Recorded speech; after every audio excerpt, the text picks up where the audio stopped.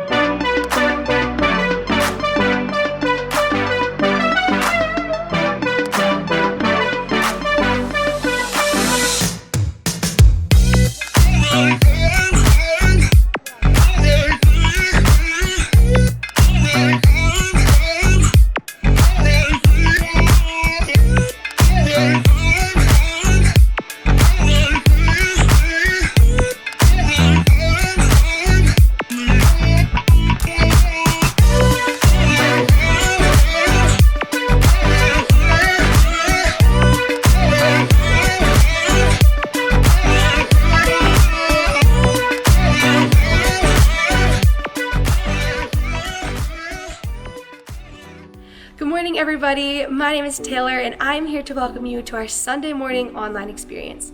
We are so glad that you're watching and we're going to learn about the hope of Jesus Christ in this world together this morning. Now before we go into worship, I just want to remind you of some schedule things coming up for the rest of August into September. If you're watching this, you probably know that our online service is at 10 a.m. It's going to be at 10 for the foreseeable future as we go into the fall, but just be on the lookout once again for when and if the time ever changes. We also hope you're going to join us in person if you can, and so I want to let you know that this upcoming Saturday, August 29th, it's going to be our last Saturday night outside. We've got Ebo Elder coming to speak. He is a former professional boxer, a Bible teacher, an evangelist, and now an author. He has an incredibly moving testimony, and so we want you to invite your friends, your family, teenagers, high schoolers, anyone who needs to hear and know about the redemptive work of Jesus Christ. This is sure to be an incredible night of ministry. We are coming expectant for God to move on the lawn as he has this entire summer, so we hope that you'll join us. And then following that, the next weekend is going to be Labor Day weekend. It's just an online service. There's no in-person gathering, so if you're watching, you know where to go for that service. Now I'm going to ask you to stand wherever you are. We're going to enter into a time of worship. It's a time for us to sing praises to the Lord because he is worthy all the time, no matter our circumstance. And you're going to notice this morning that we are being led by our youth worship team. They're an incredible group of guys and girls. You're going to see some younger faces on the stage. We are thrilled to have them lead us in worship. So would you stand and join us this morning? Good morning, Calvary Chapel. We're so glad that you're here. Please stand where you're at and let's worship God this morning.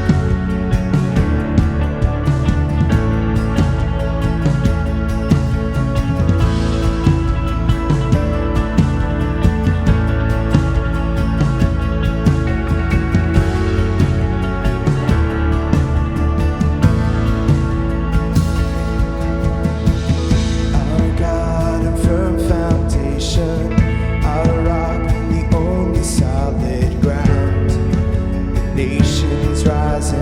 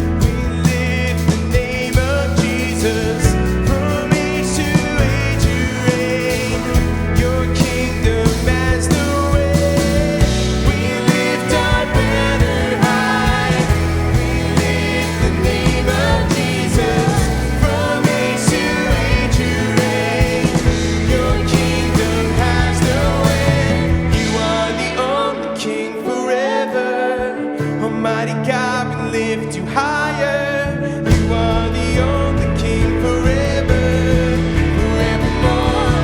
You are victorious. You are the only King forever. Almighty God, we lift you higher. You are the only King forever, forevermore. You are victorious.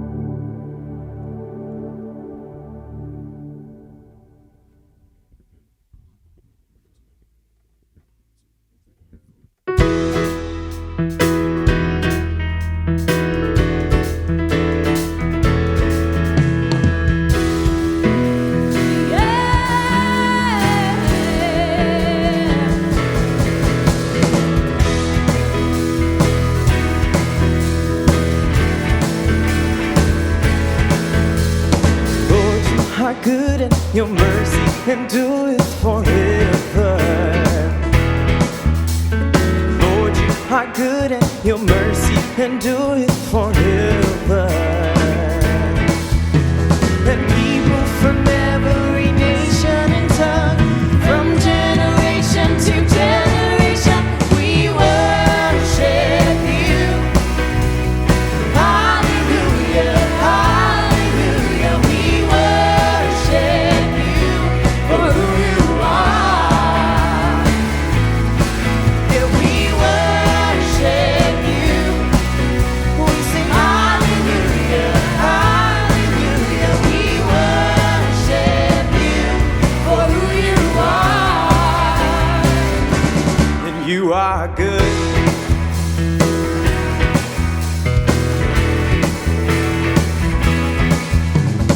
Lord, you are good and your mercy endureth forever. Lord, you are good and your mercy endureth forever. And people from every nation and tongue, from generation to generation, we worship you. Hallelujah, hallelujah, we worship you for who you are. Yeah, we worship you. Hallelujah, hallelujah, we worship you for who you are. And you are good. Yes, you are, yes, you are, yes, you are. You're so good, you're so good. Yes, you are, yes, you are, yes, you are. You are good all the time and all the time. You are good, yeah, you are good all the time and all the time. You are good, sing you are good all the time and all the time. You are good, yeah, you are good all the time and all the time. You are good. Lord, you are good and your mercy endureth forever. Lord, you are good and your mercy endureth forever. Lord, you are good and your mercy endureth forever. Yes, Lord, you are good and your mercy endureth forever.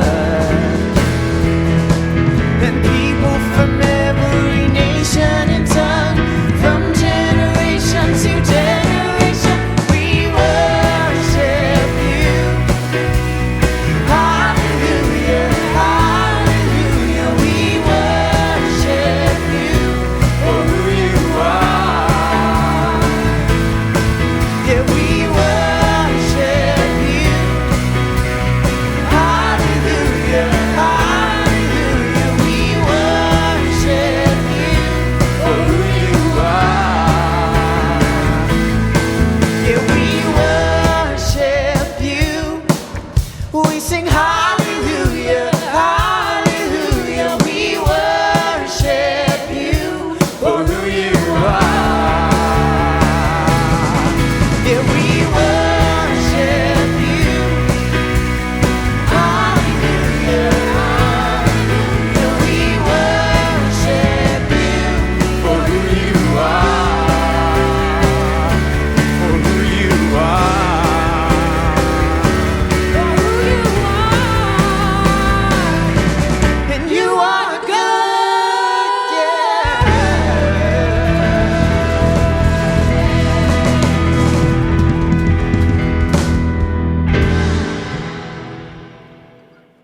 Greetings, everyone. I'm here with Anna Walker Roberts, and we're here to talk to you about the Extension Campus, which is in Far Away.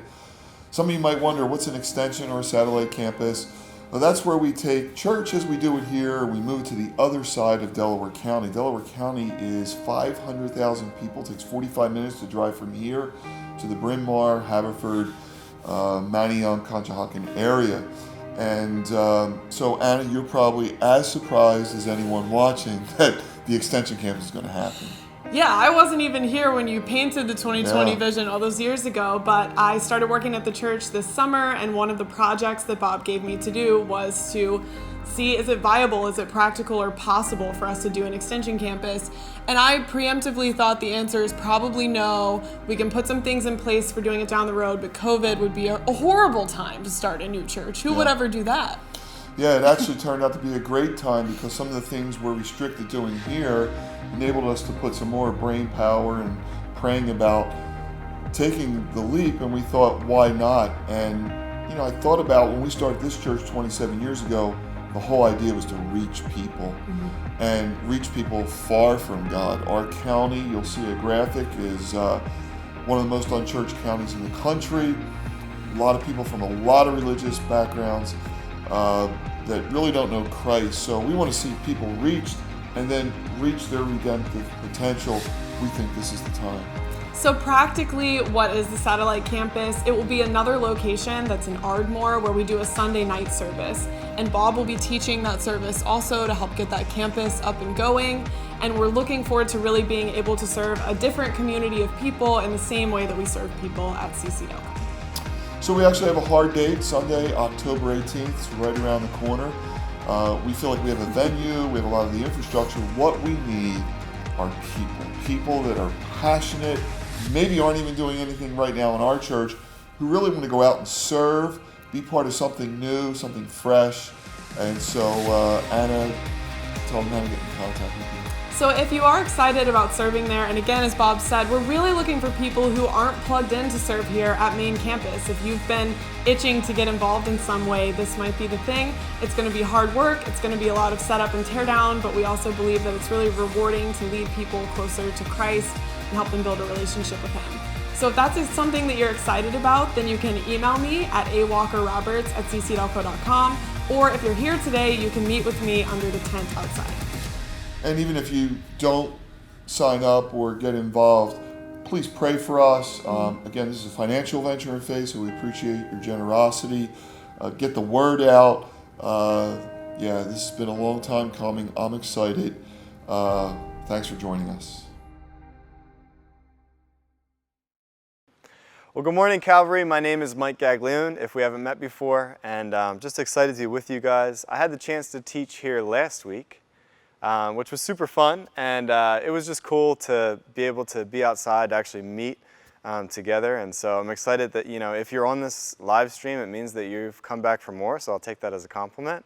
And we're excited to walk through the life of David. You know that we're in a series called Being Human. We're discovering what it actually means to be human. Got these existential questions that we live our lives with. How do I be who I'm really supposed to be? What does it mean to feel alive? And we're kind of like just discovering that through the highs and lows of the life of David. So we've talked about a bunch of things in this series, talked about what it looks like to be bold. As a human being, you're going to have to step up to the plate. You're going to have fears and challenges in life, and you've got to figure out, how do I be bold in that? So we looked at that. We looked at being broken. Leonard Cohen says, we're all broken. That's how the light gets through. And we looked at David's life. David was a broken man. And what did he do with that brokenness, and what was his story afterwards? Looked at what it was like to be broken. And last week, I looked at what being ambitious, what does that look like? If you're a human, you have a dream in your heart, you have something that you believe in, you've got a place that you desire to be, and you're headed in that direction. We looked at holy ambition, God-given ambition versus worldly ambition. And then this week is going to be all about friendship. Part of being a human is being a friend. And so we're going to look at how we can actually be a friend. I want to read the teaching text for today, which is simple. It's just one sentence. To give you a little context, this is 1 Samuel 18. David has just slain Goliath, and now he's talking to Saul, and it says this: as soon as he had finished speaking to Saul, the soul of Jonathan was knit to the soul of David, and Jonathan loved him as his own soul. I got to admit, when Calvary asked me to teach, they had a bunch of topics that they wanted to hit, and friendship was nowhere near the top of my list. But it's really hard in the story of David to ignore David and Jonathan. It's like probably the quintessential bromance, not just like in the Bible, but also historically. And so there was this idea, somebody's got to take Jonathan and David. And so I felt like I kind of like drew the short straw and I had to do this. But it was funny because when I was starting to pull together all the research, when I read through 1 Samuel, when I started to pick out all the stuff, I was like, I actually think that this may be the most important thing we teach on in this whole series. Sorry, Dad. I really do. And there's two reasons. Now, here's the thing. I've got like a 3-point sermon planned. I came back from last week's sermon, and I just felt like, I haven't taught in a year, and I was like, geez, I felt like it took me like 20 minutes to say what I was going to say, and I was all over the place and distracted and all of that. So I went back and sat on my porch last week, and I was like, you know what, next week is a 3-point sermon. Every point's going to start with C. I'm going to make sure like I just do like the basic thing for a sermon. So I actually have that. I have a 3-point sermon, and they all begin with C. But before I do, I want to talk about how important this topic is. I feel like maybe there's a temptation when I say we're going to talk about friendship today that everybody kind of checks out. And the reason is because our culture doesn't value it very much. You can find tons of information about how to have a healthy marriage or how you should relate to your kids, family dynamics, interpersonal stuff. You think about the Enneagram, and we all want to know like what's our type and how do we experience the world. But friendship is not really high on the list. And as I started looking at all this, I was like, wow, there's actually a moment of very, very clear breakthrough that I think that we're not acknowledging as a church. There's an untapped potential here in the way that we relate to each other as friends that we're not taking advantage of. Two things that I see, two things that I'll say before I go into my 3 C's. The first thing is this. You don't have to look around very hard to see that we are in a culture that is trending away from friendship and more towards loneliness. So I think in the cultural moment that we're in, there is something to be said about what godly friendship actually looks like. I remember hearing an Andy Crouch quote, and so I went back and found the source of that quote. I looked it up. It was an article from Harvard Business Review. It's about loneliness. It says this, writing in the Harvard Business Review in 2017 on work and loneliness, physician and former U.S. Surgeon General Vivek Murthy noted, during my years caring for patients, the most common pathology I saw was not heart disease or diabetes. It was loneliness. Noting that rates of loneliness in the United States have doubled since the 1980s, Murthy called the condition a growing health epidemic and pointed to research showing that loneliness and weak social connections are associated with a reduction in lifespan similar to that caused by smoking 15 cigarettes a day, and even greater than that associated with obesity. Given that the detrimental effects of loneliness are being recognized and identified, what is to be done? I don't know of any physician who could write out a prescription for friendship. My friend Matt emailed me an article. The CDC came out with a report. They said, they surveyed people at the end of June, and they asked them a question, have you thought about suicide in the last month? 1/4 of respondents between the ages of 18 and 24 said yes, they had. 25% of the people that you and I bump into every day have had a suicidal thought while they've been locked in quarantine. And you think about it and you realize how many people, the world was already isolated before. What's it like to be locked in your apartment, staring at a screen, staring at a TV, days and days and days on end? There's a woman who writes essays. She actually was killed in an accident, but she has a series of posthumous essays. Her name is Marina Keegan. And while she was at Yale, the night before she graduated, she wrote an essay. It's called The Opposite of Loneliness. And this is the first two paragraphs from that essay. She says, we don't have a word for the opposite of loneliness, but if we did, I could say that's what I want in life. What I'm grateful and thankful to have found at Yale, and what I'm scared of losing when we wake up tomorrow and we leave this place. It's not quite love, and it's not quite community. It's just this feeling that there are people, an abundance of people, who are in this together, who are on your team, when the check is paid and you stay at the table. And when I read that the first time, the first thing that jumped out at me, it's a weird memory I had, but there was a drummer who used to play here at Calvary. His name was Dave Alexander. And he served here for years and years, and then he got a job in Texas and was moving over there. So we had like a goodbye, like farewell type dinner for him, and we all went to Iron Hill, and I remember the time we started because I made the reservation. It was a 7 p.m. reservation. We ended up staying at Iron Hill, and then they closed the place down. And we all looked at our watches and we went, oh my gosh, it's 11:30 at night. And all of us, 10 of us at the table, musicians, leadership team, or whatever, we had all stayed and no one had looked at the time and no one left. And we paid the check 2 hours before we actually walked out of the building. I remember falling asleep that night and saying, didn't God do something really incredible here with this group of people? And I kind of reflect back and I remember when I was young, there was weird stuff when you go back into your childhood and start like thinking through why certain things crystallized in your brain. And I remember somebody at my house was watching a movie. I didn't even know what it was at the time, but it was called A Good Year by Russell Crowe. And basically this whole movie revolves around this French villa where they work during the day and then when they come at night they eat at this long table. And I remember being 10 years old and seeing this and basically like knowing somehow intuitively at 10 that that's what I wanted in life. That I wanted to, you know, I probably will grow up and have dreams and want a family and all that type of stuff. But at the end of the day, what I want to do is come back to a table where nobody ever wants to leave. That's what I want out of life. And so that's the first point I want to stress. Friendship is more important than ever because loneliness is more prevalent than ever in our culture. We weren't designed for it. But if we just weren't designed for it, that would be one thing. But there's another thing as believers that I think we're called to on top of that, and that's that Jesus actually placed a very high value on friendship. And I want to point this out specifically in John 13. So if you're taking notes or you want to turn there, please do. But he says this. Remember, John 13 is where he's just washed the disciples' feet. And so he's coming out of this moment where he said, you know, a friend works like this. You're a servant. And so he goes and he serves them, and he kind of shows that deep love is born out of servanthood. And then he says this to them. He says, a new command I give you. A new command. Not, you know, this is something that you're never going to have, you haven't have heard before. A new command I give you, love one another. As I have loved you, so you must love one another. And then this is the crazy part. By this, everyone will know that you are my disciples, if you love one another.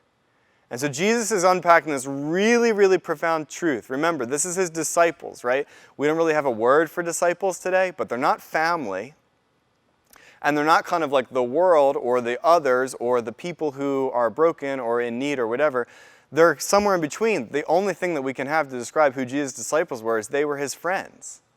And Jesus looks around the table and he says, listen, the way that the world is going to know that you guys are my disciples is going to be by the way that you treat each other. I want you to love each other because that's how the world out there is going to know. That's so upside down in the way that things have developed, I feel like, in our culture. In our culture, it's basically like, you know, I feel like, let's say we went to Wegmans after church. And we did a quick survey. We just went through the aisles and we said, hey, listen, just want a couple ideas. When you know, if you bump into a Christian, what's a Christian like? What sticks out about Christians? I think that we would be known for a whole bunch of things. So, you know, Christians identify with a certain political party. Christians have views about these types of moral issues. They listen to this kind of music. They dress this way. They send their kids to these schools. People would have ideas about what it means to be a Christian.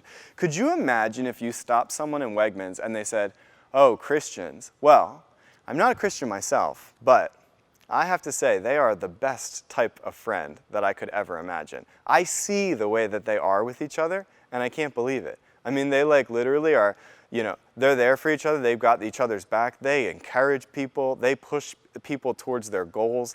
They do all these things that I've always wanted to get out of a friend.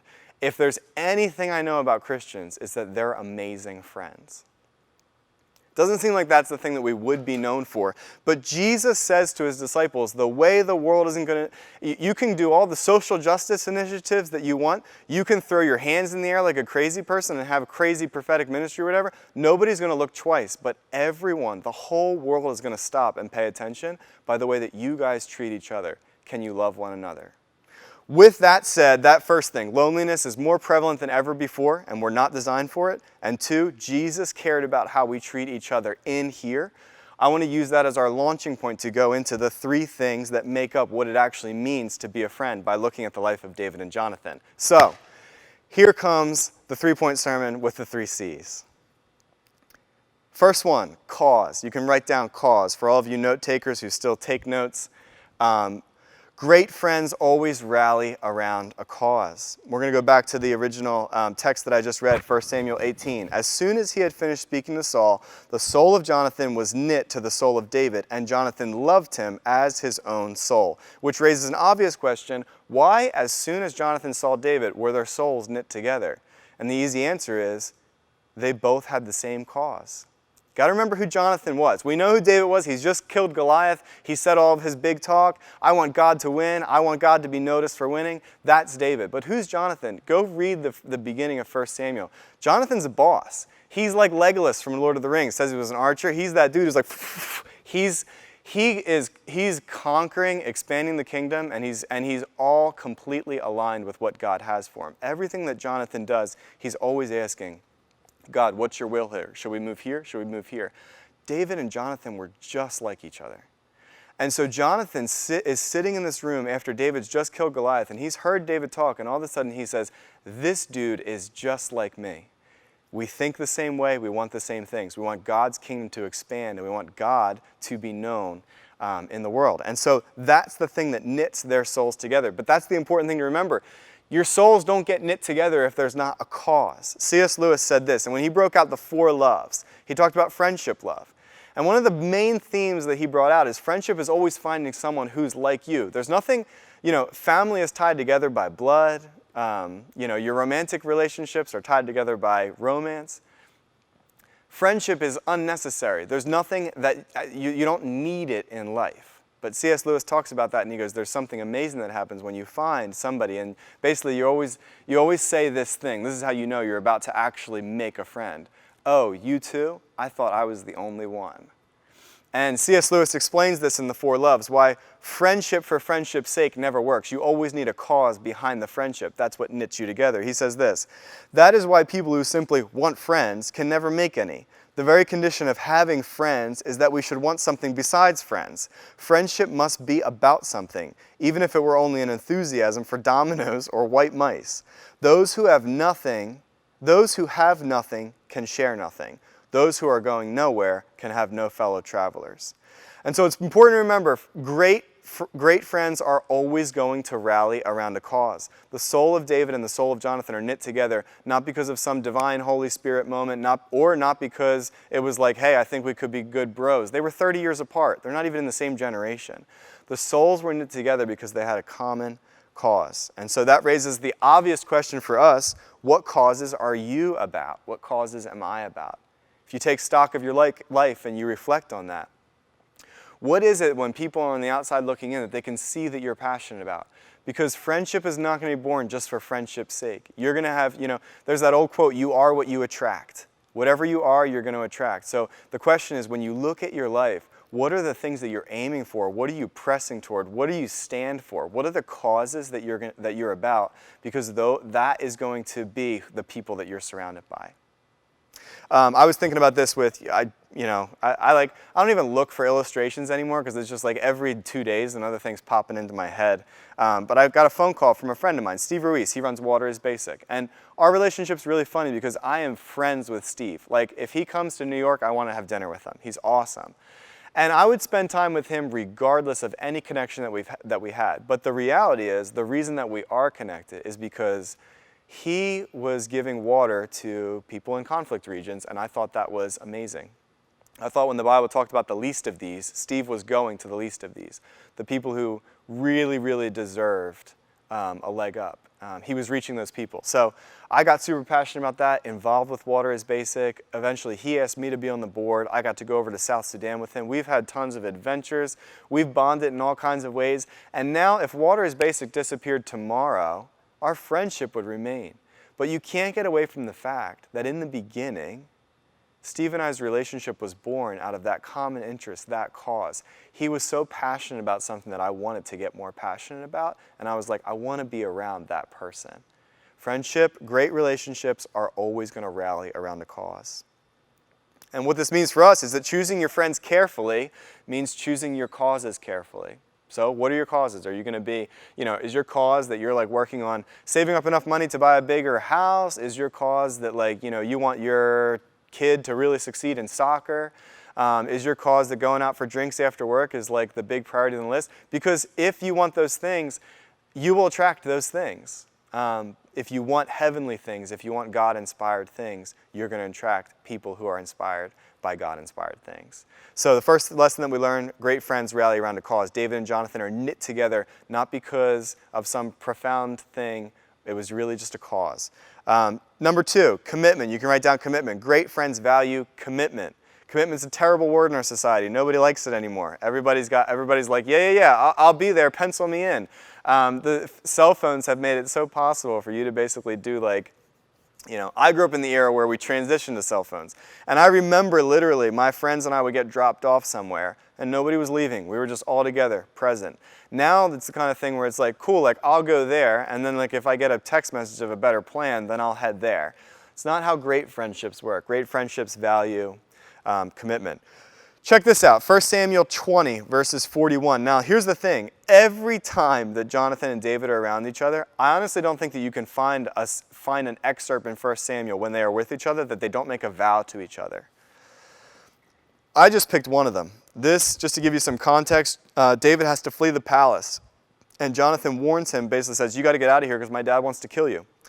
And as they go, Jonathan says this, 1 Samuel 20:41. Jonathan says, go in peace. The two of us have vowed friendship in God's name, saying, quote, God will be the bond between me and you and between my children and your children forever. Why is that so important? We don't make necessarily these epic vows to our friends, but you got to remember who David and Jonathan were. Jonathan is heir to the throne, and David is anointed by God to sit on the throne. Those two ideas are diametrically opposed to each other. You think that your relationships are complicated? You should try this one out. And Jonathan is aligned with David's vision, and he wants to be on God's side in this. So he says, listen, I know the throne isn't mine. I know that it's yours.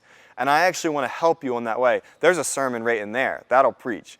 But besides that, the one thing that you see is it's like, hey, listen, can we actually, because we're knit together, is there a way that we can commit to each other? Because I'm worried about how my kid's fate shakes out in this whole thing. If I'm really going to leave, if you're going to be the guy, what's going to happen? Because everybody's seen like Game of Thrones. You know the way it works. When there's a regime change, everybody with like a scent of an heir to the throne is immediately killed. And so Jonathan's like, when this regime actually switches over to you, what's going to happen to all my children, to my family? So they make this promise. The promise is the bond will be between me and you and between my children and your children forever. If you know the story, you know that Jonathan's killed before David actually takes the throne. But when David does take the throne, Jonathan's son Mephibosheth, who's a cripple, they go find Mephibosheth and they bring him to David. And Mephibosheth is sure he knows how this ends. It's just off with his head. He's the heir to the throne after Jonathan, so there's no way he can stick around. And David does something that would have shocked the ancient world in those days. He says, Mephibosheth, I'm so glad you're here. For the rest of your life, not only am I going to take care of you, but you're going to eat at the table with me every single night. And he did. You can go and read all the way into 2 Samuel. When David flees the city, Mephibosheth is leaving with him to get away from his son Absalom. For the rest of his life, Mephibosheth, the son of Jonathan, ate at David's table. My dad and I got the chance to go out to Convoy of Hope had like a benefit golf outing, and this church community was able to raise a bunch of money for Convoy of Hope during the pandemic. They're an unbelievable organization that serves millions of meals to kids who are deeply in need. And in very poverty-stricken areas. And we got to hear the story of Convoy of Hope firsthand from their founder, Hal Donaldson. And I was shocked by Hal's story. He grew up in a really rural, poverty-stricken area in the South and didn't have like 2 cents to rub together. Kind of like tough, like trailer park scenario. And one night there was a knock on the door. The police came and both of his parents had gotten in a car accident. His dad was dead and his mom was in critical condition. He was like 11 years old. And the cops walked them outside, and all the neighbors are standing around, and everybody's wondering what's up. And the cops look around, and they say, hey, listen, this is the situation. Can anybody take these kids in for a couple days while we sort things out? Because we're going to have to find a foster home, a place to put them, because the mom's not going to be out of hospital. She may not even make it. And their next door neighbors were believers. And they said, we'll take him in. And what was supposed to be a couple days ended up turning into a year that Hal Donaldson stayed with these people. And over the year, he says that's where he basically learned, that's where he learned from these people like what God's grace was. Because they sent him to school and they, they gave him shoes and clothes, and they literally treated him like he was their own. And that's the kind of commitment that you just look at and you're like, wow, that changes lives. Now, here's this guy, 50 years later, he's running one of the largest food feeding organizations in the entire world. And his entire message of why it's important goes back to, somebody did this for me. What do your commitments look like? What do the commitments to your friendships and relationships look like? Do you have the kind of people where if you and your significant other got in a car accident, your friends would take your kids in and take care of them for a year? Are you the kind of person who would do this? I thought about this for myself, and I thought, man, what are the commitments that I've made? And I'll tell you what, I've tried my best to be a good friend. I really value friendships and relationships. I try to keep in touch. But it's funny because I live in a different city than the town I was born in.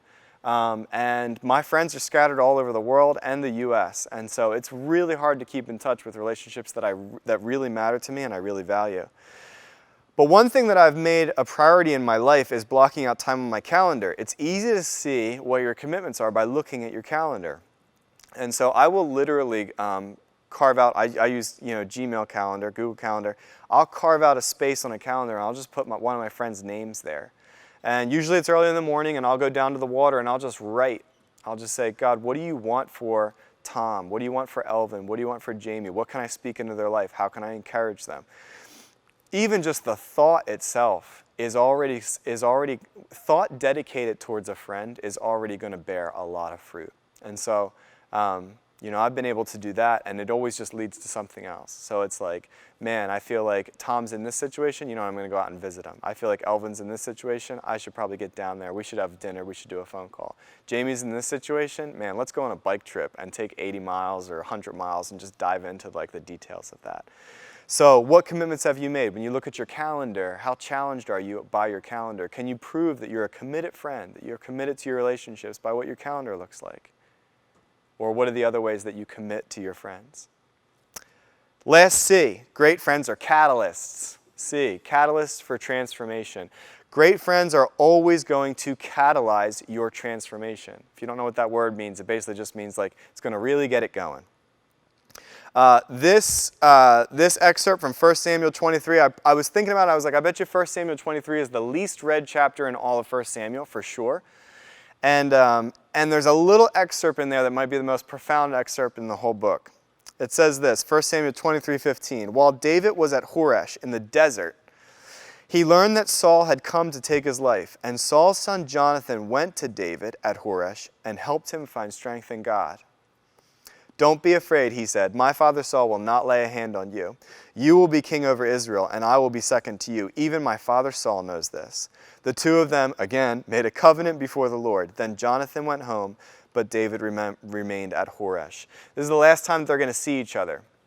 And it's funny because you've got to put yourself in the shoes. Forget that the Bible is just text or whatever, and actually remember that it's a real story, that this actually happened. And David gets anointed to be king. He hears the promises of God, and all of a sudden he's thrown out of the palace, and now he's running around the desert being chased by Saul. And he's like, how is this going to end? And you got to think, it had to be a really dark time. When we know the Psalms that he wrote in this era, this was a dark time. You think about your own dark times in life. Just imagine, low, low, low. You're at the bottom and you're in the basement and you're like, it's not getting any lower than this. That's where David's at. And look in this little 3-sentence excerpt, who comes out of nowhere but Jonathan? Jonathan shows up and look what he does. He says, don't be afraid. My father Saul won't lay a hand to you. You'll be king of Israel. I'll be second to you. He just affirms the promises of God. That's all he's doing, is affirming the promises of God. He doesn't come to him with a strategy. He doesn't have a cool way that you're going to get out of this. He doesn't say, listen, it's my dad. He'll tell me what his next move is, and then we'll do this. It's not even a plan. He just says, listen, you know what God spoke. I know what God spoke. At the end of the day, I don't care how discouraged you are. I want to remind you, my dad's not going to kill you. You're going to be king over Israel. I'll be second to you. And that's like if you look at friendship, man, like friendship's born out of those causes, right? And we love to be around them. I love to be around people. Sports, art, philosophy, all my quirky things, you got your things. We love to just rally around causes. And there's nothing cooler than a friend who's committed. Somebody who's going to be there for birthday parties and show up and help you pay a bill when money's short. We always value people who are committed.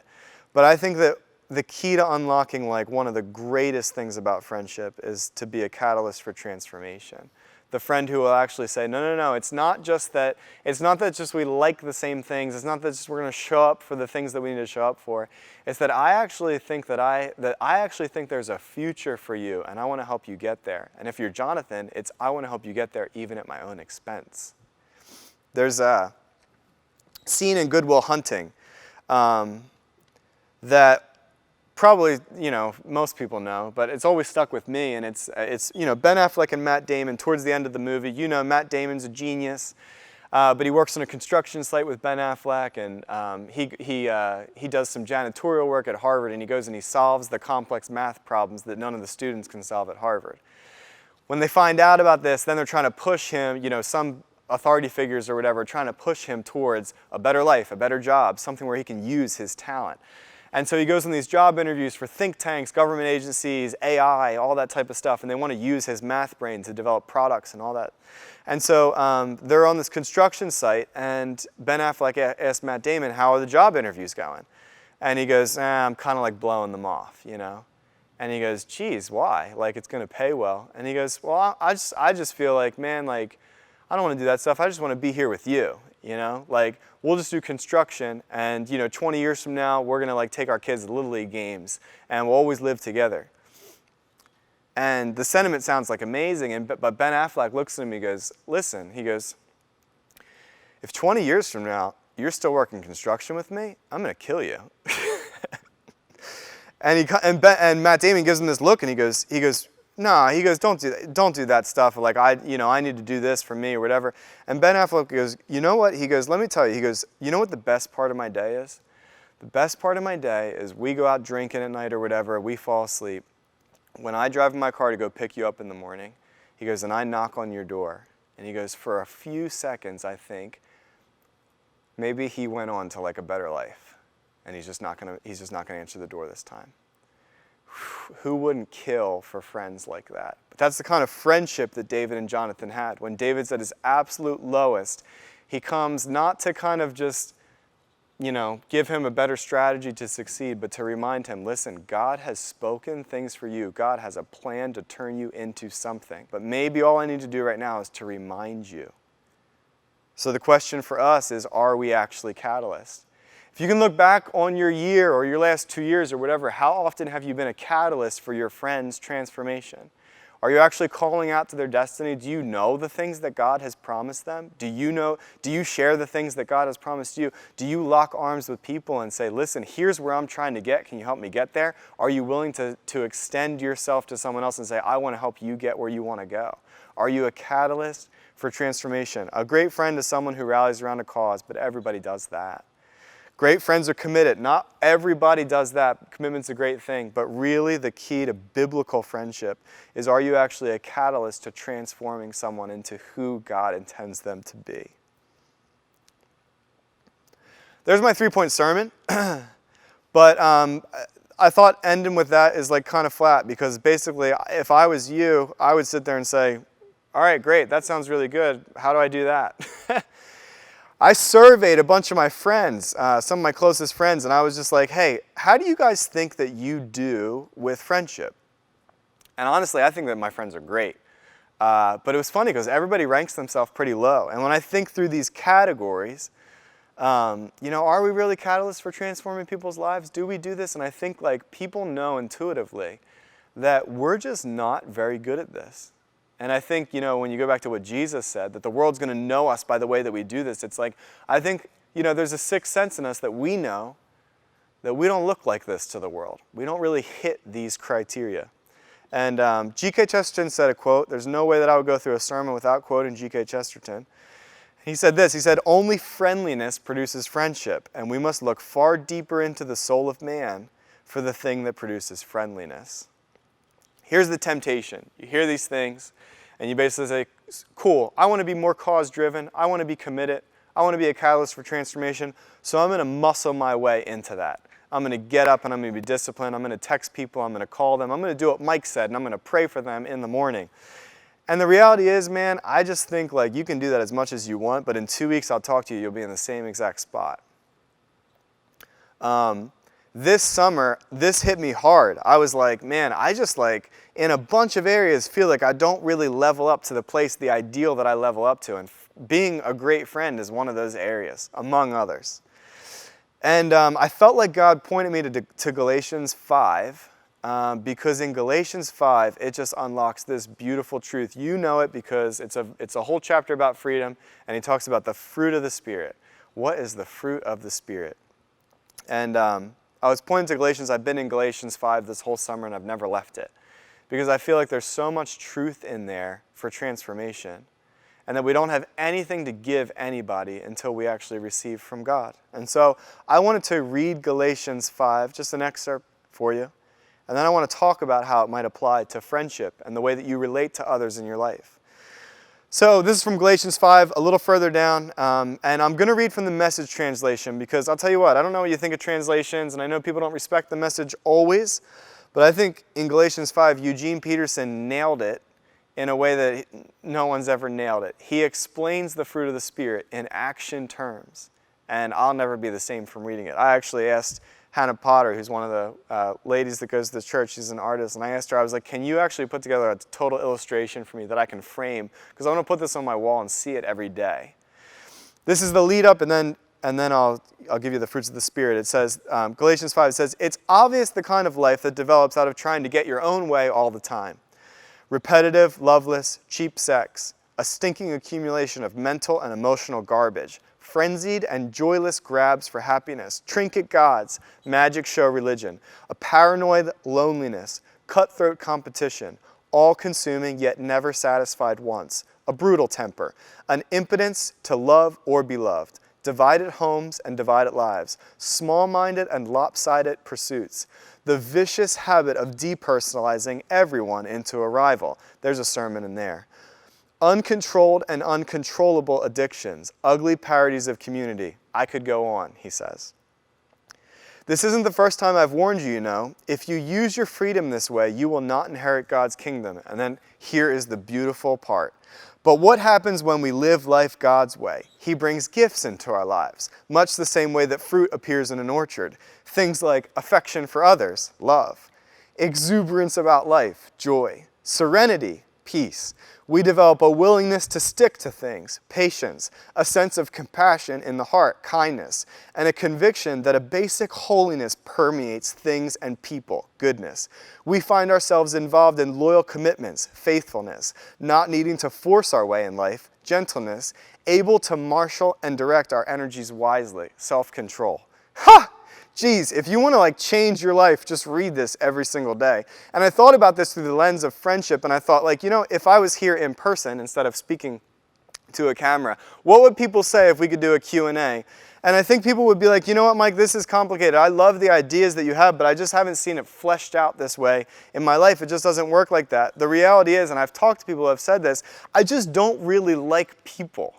Like, I just don't care that much. Like, I don't get out of bed and think like, oh, like I really want the best for people. I'm a little bit self-consumed. I don't really like interacting with people. That's great. Totally fine. I actually get that. I don't like people all the time either. Here's the cool thing that God has promised in Galatians 5.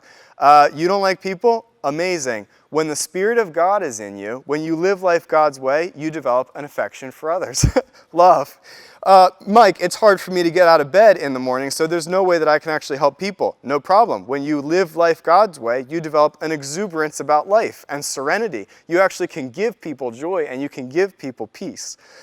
Mike, people can be so difficult. I don't want to interact with people who just get on my last nerve. That's totally fine. Here's the cool thing. When you live life God's way, you develop a willingness to stick with things and a sense of compassion in the heart. It's like, I actually don't care. I can come time and time and time again, and you can keep doing whatever you're doing, and I'm totally willing to stick with this, and I have compassion the entire time. Mike, you don't get it. Like, these people, they believe all of the wrong things. They're taking our country in a terrible direction. And, you know, they think this about the pandemic. Or they're totally opposed to my political or moral views or stances or whatever. That's totally fine. The cool thing, when you live life God's way, when you're connected to the Holy Spirit, there's a conviction that a basic holiness permeates things and people. Mike, I've dropped the ball before. I really haven't been the kind of person who can show up as a friend, and I've proven that, and they know it. Don't worry about it. When you live life God's way, here's the cool thing. You're involved in loyal commitments. He actually brings that about in your life. It's a fruit of the Spirit. Mike, people say that I'm too much to handle. I'm too aggressive. When I get into the room, I control the room, and so people don't want to be around me. That's amazing. Totally fine. Give that to God. Here's the cool thing. What happens when you live life God's way? We don't need to force our way in life. Gentleness. Or this is my favorite one. Mike, I don't know how anybody finds the time for these type of relationships. I look at my calendar, and when I have to juggle work and kids and school and all the stuff that I've got going on, I just don't have the time to take all of these people in my aisle at church, in my personal sphere. I don't have the time to invest in those type of people. Totally fine. Give that to God. Here's the cool thing. What happens when we live life God's way? We're able to marshal and direct our energies wisely, self-control.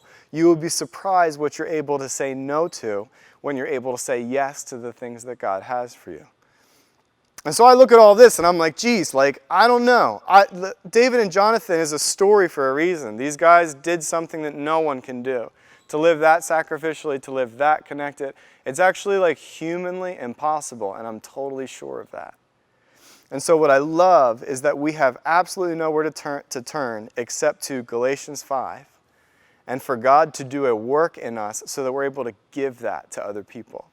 And I want to go back to the very beginning when I said, you know, Jesus said to his disciples, the way that they're going to know that you're my disciples is by the way that you love each other. Do you have it in you to wake up every morning, to read through Galatians 5, and to say, God, I want you to make this part of who I am. I want to be this kind of friend to the people around me. Because if you do, the entire world will be paying attention to what we do. That's my hope. God, I just thank you for this time. I thank you for the way that you're moving on people's hearts, the way that you're working in people's lives. I know that you are already moving. Holy Spirit, we just pray that you would get into the parts that need healing. We pray that you would get into the parts of our hearts that need growth. Pray that you would challenge us and lead us on an adventure. Every surrender is an invitation. And so, God, we just surrender our selfishness, the way that we thought of only ourselves, the way that we held back for our own security. We surrender all of that to you. And we just pray that you would transform us into people who can be the best kind of friends that the world has ever seen. And thank you so much that you are our friend, that you've demonstrated what love looks like, that you laid down your life for us. Thank you for the testimony of Jonathan, who laid down his life for another. And I just pray, God, would you do a work in me? I want to lay down my life for my friends. Pray this all in your name. Amen.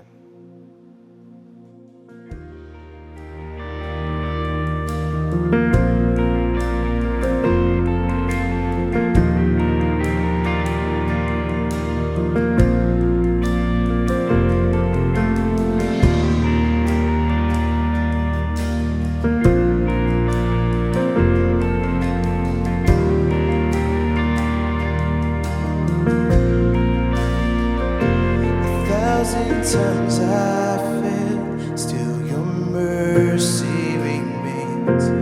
Should I stumble again, still I'm caught in your grace. Everlasting, your light will shine when all else fades. Never ending, your glory goes beyond all fame.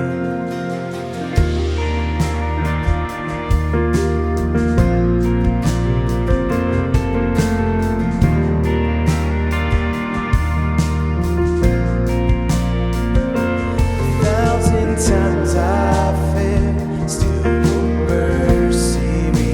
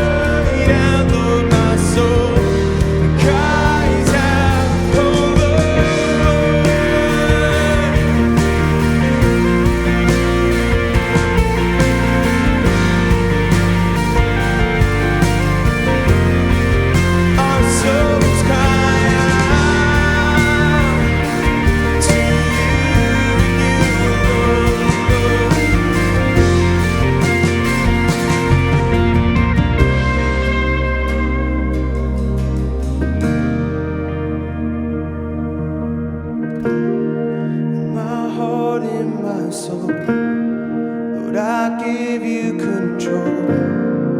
Consume me from the inside out, Lord.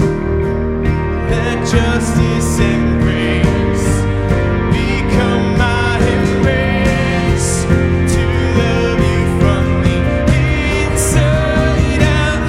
Everlasting, your light will shine when all else fades.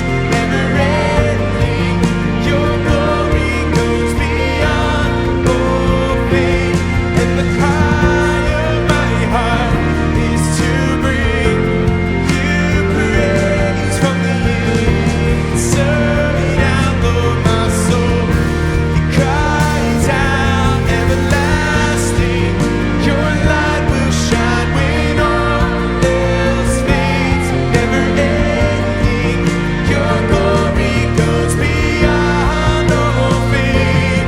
And the cry of my heart is to bring you praise from the inside out. Lord, my soul cries out from the inside out. Lord, my soul cries out from the inside out. Lord, my soul cries out.